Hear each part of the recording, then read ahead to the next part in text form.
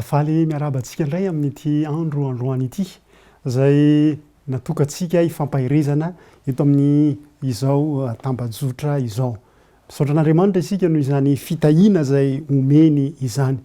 Ary ny vahoaka an'Andriamanitra tamin'ity herinandro ity dia namaky ny bokin'ny Isaia ao anatin'ilay tetikasa manao hoe mino ny mpaminany na hoe velomo ny teniny. Ary anisan'ny nanaitra manokana ny voalaza tao amin'ny Isaia 5:20. Ary izay no tiako izaraina amintsika ao anatin'izao fifampahirezana izao.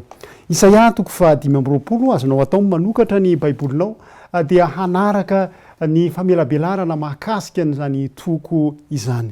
Meko loha hevitra ny fampahirezana manao hoe fiderana na hira fifaliana ao anatin'ny fitsapana. Sika rehetra samy mahafantatra ny toejavatra zay lalovana ankehitriny. Kanefa io bokin'ny Isaia io dia mampianatra antsika fa na dia eo ara ny toejavatra zay misy dia mbola azontsika atao mandrakariva ny midera an'Andriamanitra. Azontsika atao mandrakariva ny misaotra an'Andriamanitra. Eny azontsika atao mandrakariva ny mihira fifaliana na dia eo ara ny fitsapana sy ny fahoriana. Ahoana ary no ahafahantsika manatanteraka an'izany. Ny andininy voalohany amin'ny Isaia 5:20 dia milaza amintsika manao hoe Jehovah Andriamanitro ianao. Ianao no Andriamanitro, hanandratra anao sy hankalaza ny hanaranao hanandratra anao sy hidera ny anaranao Ny zavatra voalohany zany mitondra antsika ho amin'izany fiderana sy fankalazana zany dia tsotra fotsiny manana an Jehovah ho Andriamanitra isika. Lay Andriamanitra Abrahama, lay Andriamanitra Isaka, lay Andriamanitra Jakoba, lay Andriamanitra zay naseho tamin'i Jesosy Kristy, izany no Andriamanitsika. Ary ny fananana n'izany Andriamanitra izany no manosika antsika hidera. Ny olona rehetra zay manana n'Andriamanitra dia afaka midera, mankalaza na dia eo aza ny toejavatra sarotra. Ary raha ohatra ka olona hafa na zavatra hafa ankoatra ny Jehovah Andriamanitsika io no derainao dia meloka amin'ilay antsoina hoe fanompotsapy ianao. Fa Andriamanitra no asandratra loha laharana, loha ranony fiderana sy ny fankalazana. Anandratra anao tsy hideranao aho izy. Ny vahoaka an'Andriamanitra zany dia manapa-kevitra ny hidera an'Andriamanitra. Na inona toejavatra aseho zay miseho anoloantsika dia ny mpanaradian'Andriamanitra dia mandray zay fanapa-kevitra zay amin'ny zavatra ataony hoe na inona dia hidera an'Andriamanitra. Ny fiankofana dia tsy hoe fihetsepo, tsy tokony hoe fahatsapana fotsiny ihany, na dia atao hoe fahatsapana mahery vaika ara dia tsy zay fotsiny ny fiankofana sy ny fiderana an'Andriamanitra. Fa tokony ho fanapa-kevitra izany, tokony ho fitsipika izany, tokony ho fomba fiaina izany. Tsy hoe rehefa mandeha sy milamina avokoa ny toejavatra rehetra vao midera an'Andriamanitra, vao mihira fiderana. Fa na manahoana toejavatra miseho ny vahoaka an'Andriamanitra, ny vahoaka zay manana an Jehovah ho Andriamanitra dia manapa-kevitra ny hidera azy na inona toejavatra miseho. Betsaka ny antony hiderantsika an'Andriamanitra. Fa raha ny voalaza ny Isaia 5:20 eto dia voalohany indrindra midera azy isika noho ny zavatra zay nataony. Hoy izy manao hoe fa efa nanao zava-mahagaga ianao, efa nitanteranao ny zava-mahagaga zay efa nikasainao hatry ny ela be sady efa mafy orona sy azo itokiana. Ny zavatra zay nataon'Andriamanitra dia manosika antsika hidera azy. Ny fampanantenana zay nokasainy tany aloha ary nitanterahany dia manosika antsika mba hidera azy. Ny zavatra zay nolazainy dia mafy orona sy azo antoka ka manosika antsika hidera azy. Raha mandinika ny toko io isika, hitantsika fa ao amin'ny toko 4:20 dia misy fitsarana an'izao tontolo zao. Fitsarana zay ho tonga amin'izao tontolo zao. Isan'ny fahoriana lehibe. ary mandritra n'zany fotoana zany nefa ireo zay matoky an' Jehova de midera azy mandrakariva na de eo azy amin'ny fitsapana sy ny fahoriana manandra-peo izy ka mihira no ny fahalebiazan'i Jehova iantsoantso avany amin'ny ranomasina izy vakitsika zany eo amin'ny Isaia 4:20 ny andininy 4:10 fa manandratra ny feony ka mioby ny fahalebiazan'i Jehova ary manao orakora-pifaliana na de eo aza izany fitsarana izany zany hira-pifaliana izany de maneho ny fihetsepo feny fiderana an'Andriamanitra ao anatin'ny fahoriana eny fa na de ny fahoriana lehibe aza. Misy mpitoroteny malaza anankiray zay dia i Charles Spurgeon dia izao no lazainy raha tsy midera sy misaotra ny tompo an' Jesosy Kristy aho izy dia tokony ho fongorana hiala ao amin'ny vavako ny lelako. Raha tsy manolona sy manandratra ny anaran'i Jehova de miendrika ny hitsangana hanozona ny tsy fahaizako makasitraka ny vato rehetra diaviko eny an-dalambe satria izao de rakotry ny famindrapon'Andriamanitra hatrany an-tampon-doka hatrany am-paladia rakotry ny fitiavana tsy manapetra sy ny famindrapo tsy manapetra ary de ampitrosa ny amin'izany tsy fantatro manahoana ny fahatsapanao raha mahatsapa n'izany ko ianao hoe ny zavatra zay nataon'Andriamanitra tamintsika de manosika atsika hidera azy mandrakariva. Pitram-panontaniana Spurgeon manao hoe tsy tokony hitovy amin'izany ko ve ianao ary mampirisika anao noho izany fitiavan'i Kristy zany mba hifoha ka hankalaza ny anaran'Andriamanitra be voninahitra fa nanao zava-mahagaga ianao. Rehefa mieritreritra ny zava-mahagaga zay nataon'i Jehova isika de mora ny mandray ny fanapaha-kevitra ny hanompo azy. Tian'Andriamanitra mba ho fenoina an'izany zava-mahagaga nataony izany ny eritreritsika. Tian'Andriamanitra raha ho tsarotsika ny asa lehibe zay nataon'Andriamanitra. Ary zany mitarika atsika ho an'ny fiankofana fa tsy hoe valiteny mampihetsi-po fotsiny ihany. Raha toy izantsika eo amin'ny 2:4-5 de misy antony maro ihany ko ao zay lazai ny mpaminany Isaia ny amin'ny tokony hiderana sy hisaorana an'Andriamanitra. Ao anatin'izany ny hoe mideran'Andriamanitra noho ny fitsaran'Andriamanitra. Ao anatin'izany hoe fiderana an'Andriamanitra noho ny hatsara-panahiny amin'ireo osa sy malemy. Zao nge ny vakitsika eo amin'ny 4:4-5 fa ianao tokoa no fiarovana mafy ho an'ny osa eny fiarovana ho amin'ny malahelo ianao amin'ny andro mampahory azy ireny.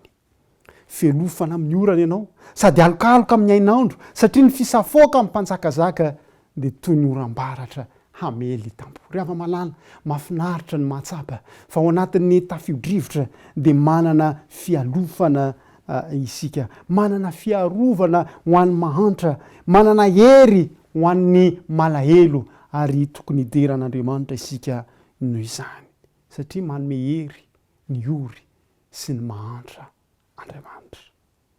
Afaka mideran'Andriamanitra isika satria izy no fialofana amin'ny tafio-drivotra, izy no alokaloka amin'ny hafanana ary na de ny vahiny aza de voatahy no ny hatsara-panahiny.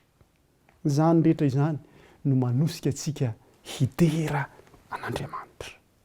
Fa tsy mijanona amin'izay ihany ny mpaminany Isaia fa milaza izy fa tokony hanosika atsika hideran'Andriamanitra ihany koa ny zavatra zay mbola ho ataon'Andriamanitra amin'ny ho avy. Ary hitatsika izany eo amin'ny 4 fa amin'ny ho avy Andriamanitra de hanao fanasana ho an'ny fireneny rehetra, misy andro firavoravona be voninahitra ho an'ny olon'Andriamanitra. Izy hoe eto amin'ity tendrombohitra ty Jehova tompony maro de hanao fanasana ho an'ny olona rehetra ho amin'ny firenena rehetra. Ary tena fanasam-be tokoa zany ataon'Andriamanitra izany. Ary rehefa mijery ilay hoe Jehova tompony maro dia teny izay ilazana ihany koa an'le Jehova zay mpitaritafika, zany hoe ny fanasana de vokatry ny fifaliana sy ny firavoravona noho ny fandresena zay azo eto amin'ity tendrombohitra ty. Ary ny fandresena tsy vitany hoe fandresena tamin'ny ady zay atrehany isan'andro isan'andro fa indrindra ilay ady tamin'ny fandresena ny fahotana zay vita an' Jesosy Kristy. Ary izay no lazainy eo amin'ny apokalipsy toko 7:7 miresaka ny amin'ny fanasana fampakaram-bady ny zanak'ondry no ny famonjena zay vita hoy izy manao hoe sambatra zay natsona ao amin'ny fanasana fampakaram-badiny zanak'ondry. Fanasana fampakaram-badiny zanak'ondry, tafaray ny mpapakatra sy ny ampiakarina ary fifaliana izany ho an'ny zanak'ondry zay nanaisitra ny fahotany zao tontolo zao, fampakaram-badiny zanak'ondry zay nandresy teo amin'ny azo fijaliana. Ary ho an'ny olon'Andriamanitra dia fanasana vokatry ny fandresena ihany koa izany, loka zay raisina no ny ahady zay vita, no ny asakazaka zay tanteraka vita ny ady farany ka dia mendrika ny anao firavoravona sy fanasana.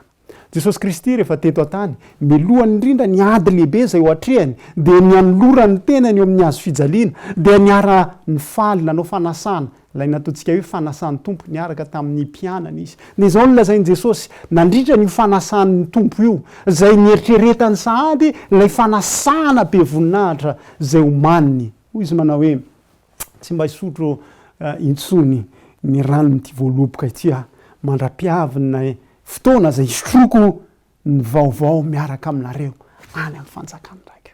Tamin'ny fanasan'ny tompo milohan'ny hidirany eo amin'ny Getsemane, milohan'ny hiakaran'ny Golgota dia anybanjina sy ny fantoka tany amin'ilay fanasana zay ho ataon'ny ray ho azy any amin'ny fanjakana izy. Tamin'izany lazany Jesosy ny fanantenany fatratra ny fotoana zay hiarahany faneraserany amin'ny olony masina. Ary tena faly Jesosy teo am-pieritreretana an'izany fanasana izany. Manahoana kosa ianao raha mieritreritra an'izany fanasana zay omanin'Andriamanitra ho an'ny vahoakany izany. Ary ny fanontaniana hoe eo ve ianao amin'izany fanasana izany? Amaly an'izany fanasana izany ve ianao?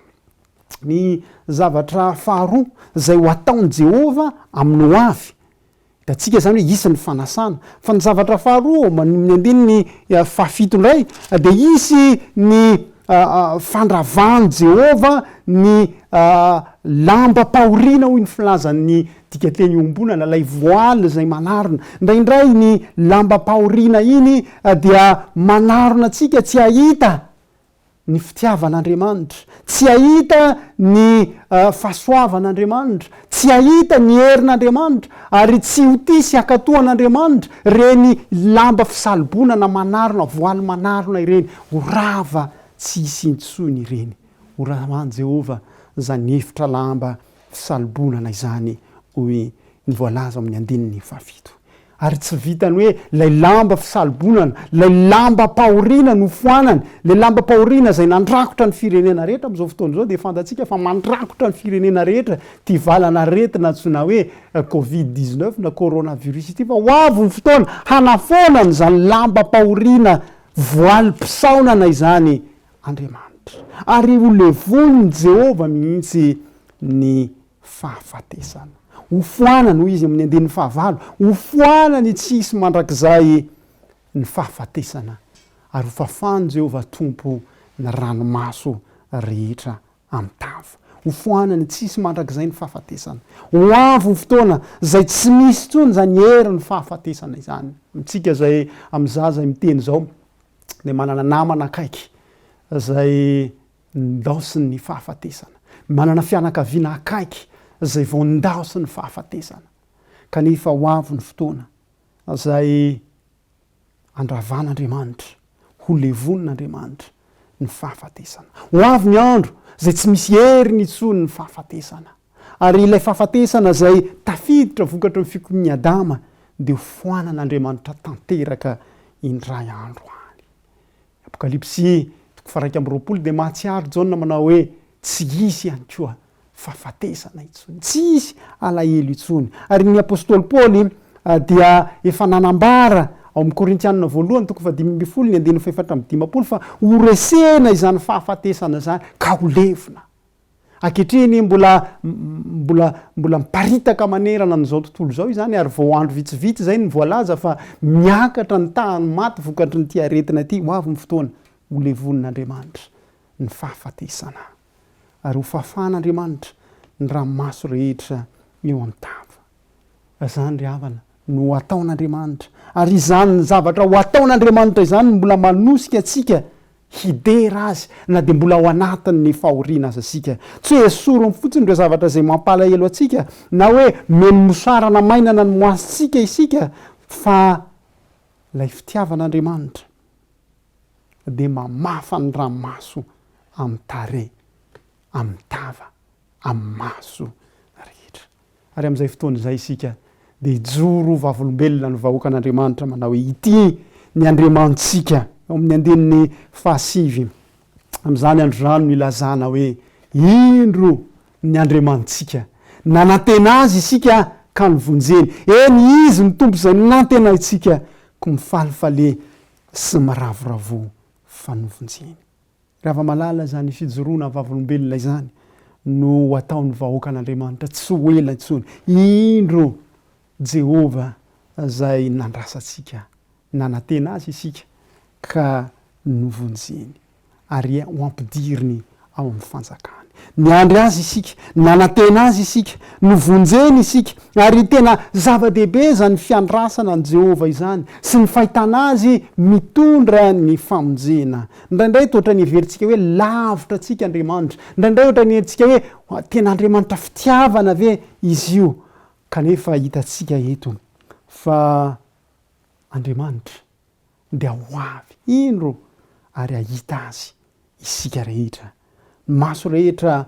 ahita azy ary indraindray Andriamanitra mety manery atsika mba hiandry kely anana an'izay faharetana zay toy izay indro ilay Jehova zay nandrasa atsika amin'ny fotoana mety zany dia ho avy izy dia hifaly isika manao hoe indro raha mbola tsy tonga eo aminao izy amin'izao fotoana izao dia azakivy fa mandrasa matoky fa ho avy ny fotoana hitondra ny famonjena izy dia hifaly sy iravoravo amin'ny famonjena isika ny famonjena zay nataony ho atsika voary zay noforoniny manokana ary holazaina amin'izany andro rany holazaina amin'izany andro rany fa ny voary manontolo dia iaiky ma Andriamanitra an'Andriamanitra izy no Andriamanitra izay no fahatanterahanyilay fiandrasana zay nataotsika tamin'ny paharetana ary ny fifaliana ny amin'ny famonjena ary ho tanteraka tsy ho ela ho tanteraka zany amin'ny andro farany kanefa raha diniantsika zao toe-javatra miseho zao dia efa akaiky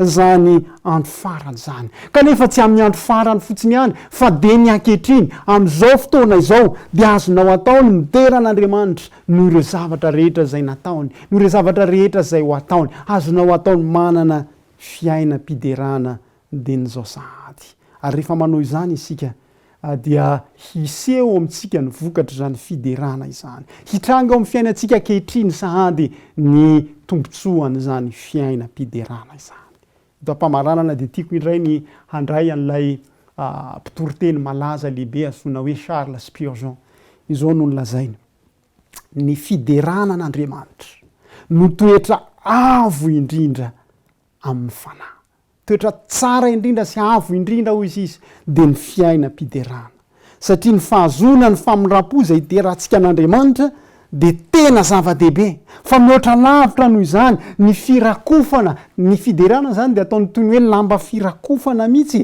ny fiderana an'Andriamanitra noho ny famonram-po voaray dia efa fiainana sahady ny fiainan'ny lanitra satria ny lanitra dia fiainam-piderana ny mivavaka hoy izy Spurgeon zany dia toy ny lanitra ety an-tany fa ny fiderana dia tena ivo ny lanitra any ambony ary rehefa miakohaka amin'ny fiderana ianao dia mahatratra ny avo indrindra ry hava malala na manahoana atao-javatra lalovanao ankehitriny mandraisa fanapahan-kevitra ny anana fiainam-piderana dia ho tanteraka eo aminao ireo teny fikasana zay voalaza ny tenin'Andriamanitra araka ny vakitsika tao amin'ny Isaia 5:20 ho tanteran'Andriamanitra ny zava-mahagaga zay efa nikasainy hatry ny elabe dia ho tanteran'Andriamanitra mafiorina sy azo itokiana ny teny fikasan'Andriamanitra hivavaka isika. Andriamanitra rainay tsara indrindra zay ny an-danitra misaotranao zay amin'ity andro ity no ny tompontsoa zay nomenao anay mafaka mandre ny teninao afaka manana fiaina mpiderana na inona toejavatra miseho ankehitriny Andriamanitra mideranao zay no ny zavatra zay nataonao mideranao zay no ny Andriamanitray anao aza velana an'Andriamanitra hafa izay faoka ianao no Andriamanitray ary ny zavatra rehetra zay nataonao ny zava-magaga zay nataonao ny fikasanao ny teny fampanantenana dia azo itokina izany fa ho tanteranao nampananteny anao fa fiarovana sy fialofana ho an'ny mahantra sy ny malahelo ary misaotranao ihany koa zay ny amin'ny zavatra zay ho ataonao amin'ny ho avy nampananteny anao fa efa manomana fanasam-be ho an'ny vahoakanao dia lay fanasana fampakaram-bady ny zanak'ondry hatafaray ny vahoakanao